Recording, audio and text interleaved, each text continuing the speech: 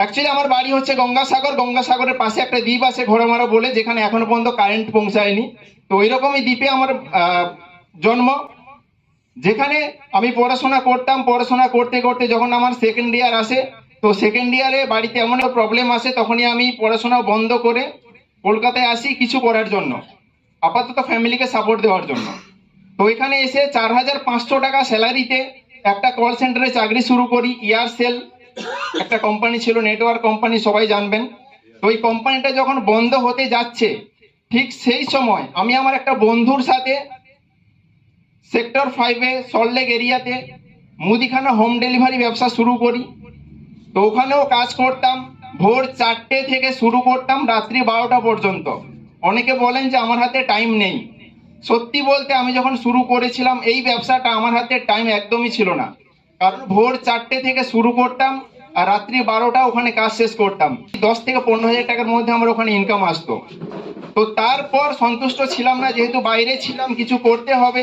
তো আমার দিদির মাধ্যমে এই তপন থিয়েটার হলে আমি একটা প্রোগ্রাম অ্যাটেন্ড করতে এসেছিলাম। একদম কোণে বসেছিলাম আর ওখানে বসে ভাবছিলাম, সবাই দেখছি হাতের তালি দিচ্ছে, নাচছে। আমি ভাবছি এরা কারা, এরা কি করছে এখানে, কিছু মাথায় ঢুকছিল না। কিন্তু মিটিং থেকে বেরিয়ে স্যার আমাকে বললেন, কবে ব্যবসা শুরু করবেন? আমি বলি, ব্যবসা শুরু করব। কবে করবেন? তখন ছিল মাসের 25 তারিখ। আর যে চাকরি করে তার অবস্থা সেই জানে যে মাসের 25 তারিখে কি হয়। তো আমি 10% সুদে 10,000 টাকা নিয়ে আমি ব্যবসা শুরু করেছিলাম। তখন আমি হিম্মত করেছিলাম যে কিছু করতে হবে। তো ওই কাজের সাথে সাথে এই ব্যবসাটা শুরু করি। কিন্তু হয়তো ভগবানের আশীর্বাদে, বাপ মার আশীর্বাদে প্রথম 2 থেকে 3 মাস বিজনেসটা কন্টিনিউ করে যখন দেখলাম যেখান থেকে আমার ইনকাম ভালো আসছে, তো আমি ওখানে ওই কাজটা বন্ধ করলাম এবং ওইখান থেকে ফুল টাইমার হলাম। তো মাই ডিয়ার ফ্রেন্ড, আজকের আপনারা দেখতে পেলেন আমি এসটিসি র্যাঙ্ক হোল্ড করছি। এসটিসি আমি নতুন হয়েছি।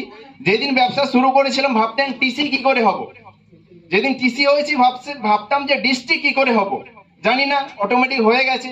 আর আজকে যখন ডিস্ট্রিক্ট হওয়ার পর ভাবছি যে ভাবছিলাম এসটিসি কি করে হব, আজকের এসটিসি হয়ে গেছে। এখন ভাবছি আমি কি করে আরটিসি হব, কি করে এনটিসি হব।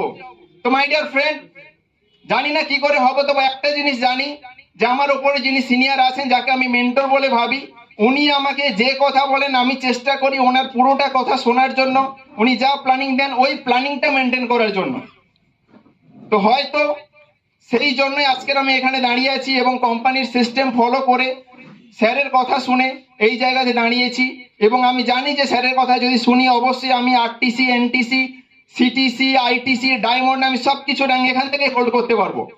কারণ মাই লাইফস্টাইল এমন একটা প্ল্যাটফর্ম, এই প্ল্যাটফর্মে আমি দেখেছি যে মানুষটা নিজের ছোটবেলায় স্বপ্ন দেখতো, সেই স্বপ্ন হয়তো পূরণ করতে পারেনি, কিন্তু দ্বিতীয়বার সেই মানুষটা চান্স পেয়েছে ডাইরেক্ট সেলিং, নেটওয়ার্ক মার্কেটিং, মাই লাইফস্টাইলের মাধ্যমে, যার স্বপ্নটাকে সে এখান থেকে 100% পূরণ করতে পারে এবং নিজে চাইলে ইতিহাস রচনা করতে পারে।